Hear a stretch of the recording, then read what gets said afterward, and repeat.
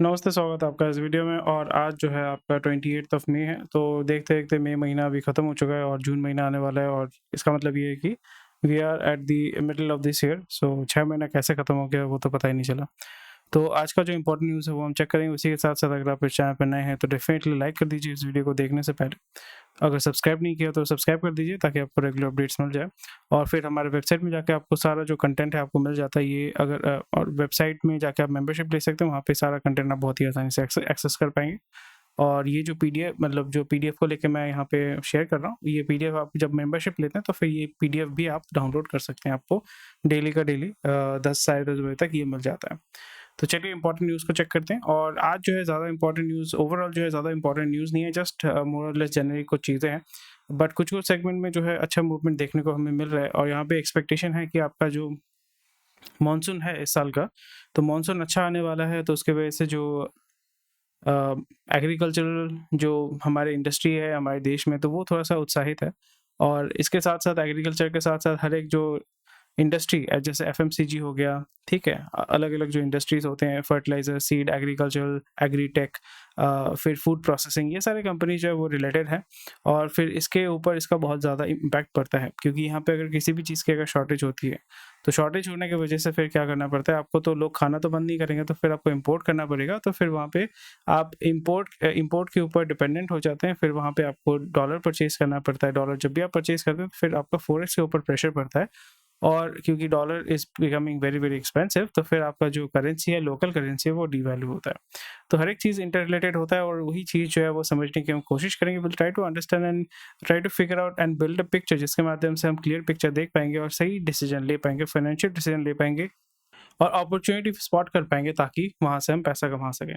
तो मैं यहाँ पे हमें क्या देखने को मिल रहा है कि स्लोली एंड ग्रेजुअली जितने भी सारे आईटी कंपनीज़ हैं, स्पेशली जो आपका आउटसोर्सिंग का काम करते हैं या बीपीओ का काम करते हैं, क्योंकि इंडिया में अगर हम देखें तो कल हमने क्या बात किया था? हमने बात किया था कि हमारा यूएस के साथ पॉजिटिव ट्रेड डेफिसिट है, यानी ट्रेड डेफिसिट हमारा नहीं है। वहाँ पे हम क्या करते हैं, हम ज़्यादा चीज़ उनको सेल करते हैं, वहाँ से हम ज़्यादा इनकम करते हैं और उनसे जो है सामान हम कम खरीदते हैं। इसके वजह से हमारा ट्रेड डेफिसिट यूएस के साथ नहीं है। हमारा ट्रेड डेफिसिट बहुत ही ज़्यादा, सबसे ज़्यादा हमारा चाइना के साथ है, क्योंकि मैन्युफैक्चर्ड गुड्स हम वहाँ से परचेज़ करते हैं। उसके बाद आ जाता है रशिया, रशिया से क्योंकि हम एनर्जी परचेज़ करते हैं, यानी फ्यूल परचेज़ करते हैं। उसके बाद सिंगापुर हो गया, फिर आपका मिडल ईस्ट हो गया, तो दूसरे कंट्रीज़ होते हैं। और प्राइमरीली हम क्या करते हैं, फिनिश्ड गुड्स जो होते हैं या आपका मैन्युफैक्चर्ड गुड्स जो है वो हम क्या करते हैं, इम्पोर्ट करते हैं चाइना से। और एनर्जी हम इम्पोर्ट करते हैं। ये दोनों चीज़ की इम्पोर्ट हमारे देश में बहुत ज़्यादा होती है।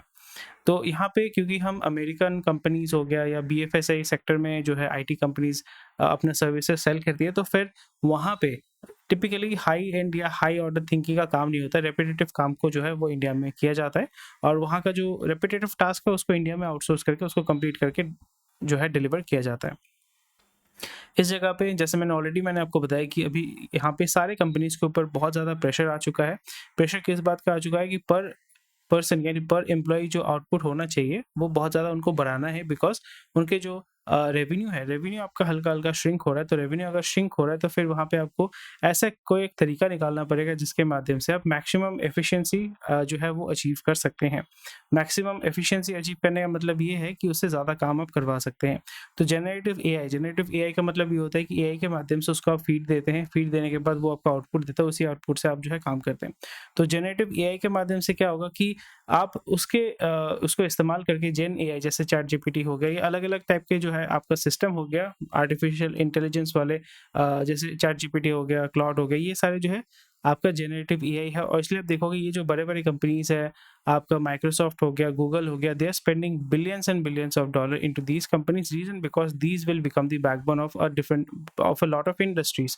तो इसीलिए यहाँ पे जैसे जितने भी सारे आईटी कंपनीज़ है, वो क्या करेंगे, वो बेसिक जो आपका जो सिस्टम है उसको परचेज़ करेंगे, उसके बाद उसके ऊपर जो है अपने सिस्टम बना के वो गवर्नमेंट को लीज़ आउट करेंगे, अपने सिस्टम को बेहतर बनाएँगे। तो यहाँ पे हमें क्या देखने को मिल रहा है, Infosys being a IT major IT company is leading the charge in adopting generative AI. और यहाँ पे जनरेटिव एआई के माध्यम से जो पर एम्प्लॉयी का जो आउटपुट है उसको इम्प्रूव किया जाएगा। So this is something which needs to be understood. और यहाँ पे ज़्यादातर जो एंट्री लेवल काम होते हैं उसको आइदर रिमूव कर दिया जाएगा, खत्म कर दिया जाएगा, ऑटोमेट कर दिया जाएगा या डेलीगेट कर दिया जाएगा। सो अगर आप एंट्री लेवल काम करते हैं एंट्री लेवल पोजीशन पे है। जैसे ऑलरेडी मैंने बताया था, एंट्री लेवल का रिक्वायरमेंट हमेशा रहेगा, जो मैनेजरियल लेवल का रिक्वायरमेंट हमेशा रहेगा, बट वो सुपरवाइजर लेवल का जो काम होता था ना, जो रेक्टिफिकेशन करेगा, प्रूफ रीड करेगा, फिक्स करेगा, उसका जो रोल है वो खत्म हो जाएगा, तो उसके ऊपर ज़्यादा प्रेशर होगा, तो बहुत सारे जो पोजीशन है वो क्लियर आउट हो जाएंगे। सो अगर आप IT इंडस्ट्रीज में है तो फिर वहाँ पे थोड़ा सा आपको केयरफुल होकर चलना पड़ेगा, because you will be paid more but you have to work even more harder. चीनी कम, fresh dietary guidelines to try to hit spot. So एक बहुत ही अच्छा चीज़ ये हो रहा है कि जैसे आपको ऑलरेडी पता है कि शुगर और सॉल्ट दोनों जो है एडिक्टिव है, और यहाँ पे NIN यानी नेशनल इंस्टीट्यूट ऑफ न्यूट्रिशन जो आपका ICMR के नीचे आता है, उसने बताया कि हमने मतलब ये जो गवर्नमेंट बॉडी है उसने आपका एक थ्रेशोल्ड बताया है कि भाई आपको इतना चीनी जो है, इतना शुगर कंटेंट आपको रखना चाहिए पैकेज फूड्स में और बेवरेजेस में। तो इसमें ये होगा कि अगर आप एक रेगुलेशन तैयार करते हैं, अगर आप एक थ्रेशोल्ड प्रोवाइड कर देते हैं कि इससे ज़्यादा आप नहीं डाल सकते, तो सबसे ज़्यादा इफेक्ट होगा जो बड़े बड़े FMCG कंपनीज हैं, जो कॉर्पोरेट कंपनीज है, उस पर सबसे ज़्यादा इसका प्रभाव पड़ने वाला है।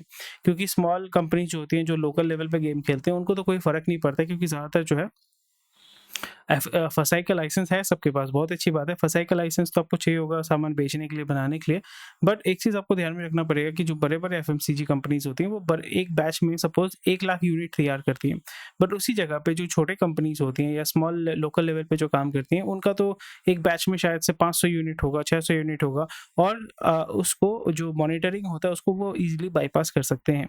तो इस जगह पे जो लोकल कंपनीज हैं उनके लिए बहुत एक एडवांटेज हो जाता है, और जो बड़े FMCG कंपनीज हैं उनके लिए एक थोड़ा-सा एक इशू हो जाएगा। फिर वो थोड़ा-सा गेम खेलेंगे। गेम किस तरीके से खेलेंगे? वो आइदर शुगर फ्री या ये सारी चीज़ें इस्तेमाल करना शुरू करेंगे, and it needs to be seen, because हमेशा आपको ध्यान में रखना है कि जो बड़े-बड़े कंपनीज़ होती हैं, FMCG कंपनी क्या करती है यहाँ पे ज़्यादा से ज़्यादा, क्योंकि ये मैंने थोड़ा-सा नोटिस किया, आपने नोटिस किया कि नहीं किया मुझे पता नहीं है, बट पहले जो सच्ची के बचपन में हम लोग जो मिठाई खाते थे उसमें उतना ज़्यादा चीनी, मतलब मिठाई तो मीठा तो है, बहुत अच्छी बात है, वो चीनी वाला चीज़ नहीं आता था, मतलब वो फ़ील नहीं आता था मुझे। बट अभी जैसे कोई भी गुलाब जामुन खाते हैं, कोई भी मिठाई खाते हो, तो वहाँ पे चीनी जैसा लगता है कि पूरा भरमार, मतलब बहुत ज़्यादा ही चीनी उसमें है।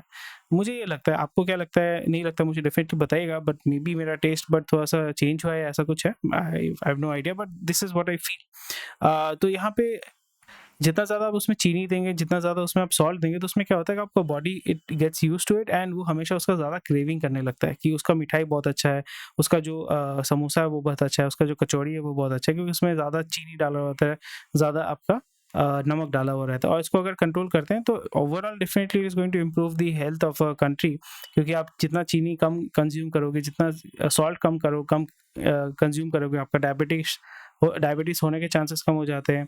ठीक है, आपका बीपी जो शुगर सॉल्ट ज़्यादा अगर कंज़्यूम करोगे तो आपका ब्लड प्रेशर बढ़ता है, तो उसको आप कंट्रोल में रख पाओगे। But that needs to be seen how they are going to enforce it, and जो बड़े कंपनीज़ हैं, FMCG कंपनीज़ हैं, वो किस तरीके से इसके साथ कोप करेंगे, क्योंकि small companies they are going to easily bypass this, and they are going to consume the market even more. तो 4 EU बैंक है जो आपका RBI का अप्रूवल चाहते हैं ताकि वो इंडिया में ऑपरेट कर पाए, and that needs to be taken care of, and pretty much sure RBI जो है उनको नॉट दे देगा, क्लियरेंस दे देगा, ताकि वो इंडिया में ऑपरेट कर पाए बहुत ही आसानी से। स्पाइसजेट जो है, बैड लक स्पाइसजेट का पीछा नहीं छोड़ रहे, तो सन ग्रुप जो प्रीवियस ओनर थे, जैसे मारन ग्रुप जो है, उन्होंने 1300 करोड़ का डैमेजेस जो है वो मांग रहे हैं ओवर ओनरशिप डिस्प्यूट। सो और उसके बाद दूसरा और एक न्यूज़ है कि भाई हाई कोर्ट ने बोला है कि आपका जो 2 एयरक्राफ्ट है, 3 इंजन जो है वो आप लेसर को दे दो, आपका दिल्ली हाई कोर्ट ने यहाँ पे बताया है। और क्योंकि यहाँ पे जो ड्यू है 14 मिलियन का जो ड्यू है वो पे नहीं कर पा रहे हैं। बहुत ही खराब हालत है स्पाइसजेट का, बट स्पाइसजेट भी खत्म नहीं हो रहा है। सो स्पाइसजेट को है बैकिंग है, गवर्नमेंट का बैकिंग है, या बोल सकते हो कि इनडायरेक्ट बैकिंग तो है, इसलिए सर्वाइव कर रहा है, क्योंकि जैसे ऑलरेडी बताया कि near about 60% of the market share, 60% या 65% मार्केट शेयर जो है वो आपका इंडिगो का है। नेक्स्ट न्यूज़ बहुत ही अच्छा न्यूज़ है अगर आप मार्केट में गेम खेल रहे हैं। जैसे मैंने ऑलरेडी पहले आपको बताया था, बार-बार मैं यही कहता हूँ कि we are going through a transition in energy consumption. तो ट्रांजिशन का मतलब ये होता है कि पहले हम अभी भी ज़्यादातर जो है हमारा क्रूड ऑयल का जो है कंजम्पशन ज़्यादा होता है, और उसके जो डेरिवेटिव्स है उसका ज़्यादा कंजम्पशन करते हैं। बट यहाँ पे आस्ते-आस्ते before going to complete electric we need a transition fuel. So liquid natural gas या CNG या LNG जो है, that is going to act as a bridge fuel. तो एलएनजी जो है typically it is cheaper alternative. इसको आप LNG में इंपोर्ट करते हैं, फिर उसको आप पीएनजी के माध्यम से या सीएनजी के माध्यम से लोगों तक डिस्ट्रीब्यूट करके एंड यूज़र को प्रोवाइड करके इसको इस्तेमाल कर सकते हैं। और जो पेट्रोल इंजन है या जो सिस्टम है उसको हम ईजिली इसके साथ इंटीग्रेट करके अडेप्ट करके इसको लेवरेज करके इम्प्रूव कर सकते हैं। सो इसके वजह से आपका रिसेंटली हमने देखा कि गेल का जो प्रॉफिट मार्जिन है, जो रेवेन्यू है, नेट प्रॉफिट है, वो बहुत अच्छा उसने जंप किया है। और यहाँ पे हमें ये देखने को मिल रहा है कि जो पीएनजी है यानी पाइप नेचुरल गैस, उसका डिमांड बहुत ज़्यादा हमारा इंक्रीज़ हुआ है। और पीएनजी का जो इंफ्रास्ट्रक्चर है या जो पाइपलाइन बनाने का जो सिस्टम है उसके ऊपर बहुत ज़्यादा फोकस किया जा रहा है, उस पर बहुत ज़्यादा इन्वेस्टमेंट हो रहा है। तो उसी का फलस्वरूप आपको क्या देखने को मिल रहा है कि एलएनजी का जो टर्मिनल होता है, क्योंकि एलएनजी टिपिकली हमारा इम्पोर्ट होता है आपका कतर से। Qatar is the largest supplier of LNG natural gas in the world. और उसी के साथ साथ आपका ईरान के पास में भी जो है आपका एलएनजी है, नेचुरल गैस है। और इसमें एलएनजी वाले कंपनी जो है प्राइमरीली ओएमसी यानी ऑयल मार्केटिंग कंपनीज, उनका एक बहुत बड़ा योगदान रहेगा। गेल, पेट्रोनेट, एलएनजी, ये सारे कंपनीज का बहुत ज़्यादा योगदान रहेगा। फिर जो पोर्ट को ऑपरेट करते हैं, जैसे मुंद्रा पोर्ट हो गया, फिर आपका जो मतलब अडानी पोर्ट्स का जो ऐसे इस तरीके के जो कंपनीज हैं, they are going to take a lot of benefit out of it because उनका एलएनजी टर्मिनल है। अडानी का भी जो है एलएनजी टर्मिनल उनका है, जिसके माध्यम से वो उसको इंपोर्ट करते हैं, बेसिकली ट्रांसफ़र किया जाता है शिप से आपका जो स्टोरेज है वहाँ तक। स्मॉल ऑयल फील्ड जो है, 3 स्मॉल ऑयल फील्ड को आपको ऑक्शन किया जा रहा है। और यहाँ पे ये बहुत ही अच्छा चीज़ है, स्मॉल ऑयल फील्ड है, गैस फील्ड है जो इंडिया में है, और उसको ऑक्शन किया जाएगा। जुलाई 15 को आपका ऑक्शन क्लोज हो जाएगा। और प्राइमरीली जो प्राइवेट कंपनीज है वो इसको परचेज करके फिर यहाँ पे एक्सप्लोर करके यहाँ से ऑयल और गैस को निकाल के फिर इन मार्केट में इसको सेल करेगी। अडानी एनर्जी जो है 12,000 करोड़ या near about 16,000 crore total Adani enterprise जो है वो रेस करेगा क्यूआईपी के माध्यम से, that is qualified institutional placement. और ये पैसा जो है फंड रेस के माध्यम से इस पैसे को अलग अलग जगह पे इन्वेस्ट किया जाएगा, डेट को पे बैक किया जाएगा या एसेट्स को एक्वायर करने में ये इस्तेमाल होगा। So again, we can see within few months we can expect that Adani Enterprise is going to make some big ticket purchase और कुछ बड़े-बड़े जो प्लान्स हैं उसको वो लॉन्च करेंगे कि हम जो है यहाँ पे 5,000 करोड़, 10,000 करोड़, 20,000 करोड़ इस तरीके से 20,000 करोड़ नहीं 16,000 करोड़ वो रेज करें, तो फिर 2,000 3,000 ऐसे करके जो है वो वहाँ पे इन्वेस्ट करेंगे। So we can expect that within a couple of months. UltraTech cement जो इंडिया का लार्जेस्ट सीमेंट मैन्युफैक्चरर है, वो 31% उसको लेना चाहता है यूएई सीमेंट कंपनी में। और आरएके सीमेंट जो है for white cement and construction materials, PSC, RAK, WCD. So Ultratech is doing work there. GSW already UAE में बहुत ज़्यादा एक्टिव है और उस जगह पे बहुत सारे इंडियन कंपनीज जो है वहाँ पे अपना मैन पावर इंफ्रास्ट्रक्चर डेवलपमेंट कर रहे हैं और वहाँ पे बिजनेसेस को शुरू कर रहे हैं, which is a very welcome move. Vedanta फिर से $1 बिलियन जो है शेयर सेल करेगा नेक्स्ट मंथ, क्योंकि आपका डिविडेंड के माध्यम से बहुत पैसा जो है प्रोमोटर्स ने कमा लिया है। तो इसलिए मैं तो सावधान रहता हूँ, सतर्क रहता हूँ। बट ऑलरेडी मैंने बताया कि किस तरीके से वेदांत जो है बहुत ही अच्छा कंपनी है, but again because of all the activities है, it is very difficult to invest in this company. It will be very very risky to invest in this company. Kris Capital जो है वो आपका प्राइवेट इक्विटी है, वो आपकी देख रहा है कि भाई हम जो है फार्मा बाई आउट करना चाहते हैं, तो नियर अबाउट वो खुद से 200 से $250 मिलियन वो इन्वेस्ट करना चाहते हैं, 200 से $500 मिलियन इन्वेस्ट करना चाहते हैं, और वो कंसोर्शियम बना के नियर अबाउट $1.5 बिलियन जो है उस साइज़ का इन्वेस्टमेंट करना चाहते हैं। बेसिकली वो बाई आउट करना चाहते हैं। रिसेंटली हमने जैसे देखा कि केकेआर जो है जीबी बोल के जो कंपनी है उसको वो सेल करना चाहते हैं नियर अबाउट $1.2 बिलियन का।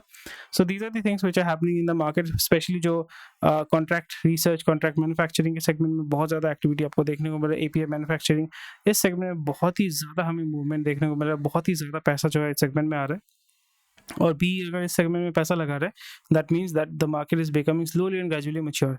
पी उस मार्केट में तभी आता है और इतना ओपनली तभी वो इन्वेस्ट करता है जब मार्केट जो है मैच्योरिटी स्टेज में हल्का हल्का जा सकता है, या स्केल अप नहीं होगा, बट वो आपका आप ये बोल सकते हैं कि मैच्योरिटी स्टेज में है, और वहाँ पे उसको इम्प्रूव करने से उसका जो इनपुट है, यानी जो उसका जो आउटपुट है या उसका जो रेवेन्यू है, उसको हम 50%, 20%, 30% तक इंक्रीज कर सकते हैं। सो ये ऑब्जेक्टिव होता है, और इसी जगह पे हमें आँख कान नाक मुंह सब कुछ खोल के रखना पड़ेगा। We have to keep on looking for their movement, and उसी जगह पे अगर हम देखते हैं कि मार्केट में अच्छा मूवमेंट हो रहा है, इंडस्ट्री में अच्छा मूवमेंट हो रहा है, so we will look for an opportunity जहाँ पे हम जो है कुछ इन्वेस्टमेंट के माध्यम से short term long term, primarily अभी जो है हल्का फुल्का लॉन्ग टर्म के लिए हमें गेम खेलना पड़ेगा। शॉर्ट टर्म में it looks like it's very volatile, और जब तक 4 जून नहीं आ रहा, जब तक इलेक्शन रिजल्ट्स जो है आपका डिक्लेयर नहीं हो रहे, और टिल जुलाई तक मार्केट जो मैं स्टडी कर रहा हूँ, market will be very volatile. जुलाई के बाद हम एक्सपेक्ट कर सकते हैं कि मार्केट अभी किस दिशा में जाएगा। कुछ-कुछ सेगमेंट में बहुत ज़्यादा आपका जो है आउटफ्लो हो सकता है, एफपीआई का आउटफ्लो हो सकता है। कुछ-कुछ सेगमेंट में आपका बहुत ज़्यादा इन्फ्लो होगा, क्योंकि गवर्नमेंट आके ही आपका बहुत सारे प्रोजेक्ट्स को लॉन्च करने वाली है। टिपिकली आपका सोलर में, रिन्यूएबल में, फिर आपका एग्रीकल्चर में, मैन्युफैक्चरिंग में। So they are going to declare a lot of plans. तो सेक्टर में definitely we can expect that a lot of movement will be there, but कुछ-कुछ सेगमेंट में आपका सेल ऑफ होने के चांसेस बहुत ज़्यादा है।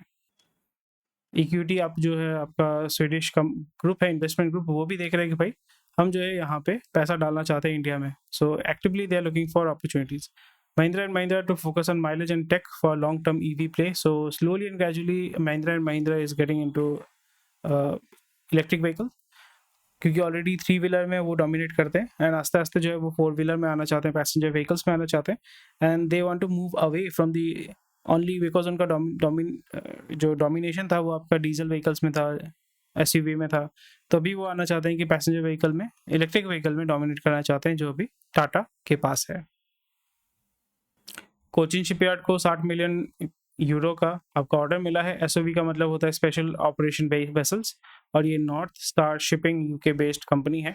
टिपिकली आपका शिप मैन्युफैक्चरिंग जो होता है वो आपका चाइना, साउथ कोरिया में सबसे ज़्यादा होता है। बड़े बड़े जो टैंकर होते हैं, ह्यूज जो टैंकर होते हैं, उसका मैन्युफैक्चरिंग आपका साउथ कोरिया में होता है एंड आपका होता है पहले आपका यूरोप में बहुत सारा होता था, बट यूरोप में अभी ज़्यादा नहीं होता है because it's a very polluting process. तो ज़्यादातर आपका Norway, Denmark, they have huge companies there जो आपका शिपिंग लाइन का काम करते हैं। जैसे मायर्स जो है, मायर्स भी आपका यूरोपियन कंपनी है which is one of the largest, जिसका आपका शिप अटक गया था ना सुएज कनाल में, मायर्स का। बट इसका मैन्युफैक्चरिंग टिपिकली आपका चाइना में होता है और आपका साउथ कोरिया में होता है, और इंडिया में आस्ते आस्ते उसको ग्रो कर रहे हैं। जैसे जीआरईसी में आपका होता है, but that is very slow. Cochin shipyard जो है वहाँ पे अभी हो रहे हैं। सो $60 मिलियन का जो है, I think it's a very small ship, SOV है, स्मॉल शिप है, बट स्टिल इंडिया में आ रहा है, और वो भी यूरोपियन कंपनीज यहाँ पे ऑर्डर कर दे रही है, तो बहुत अच्छी बात है, बहुत बड़ी बात है।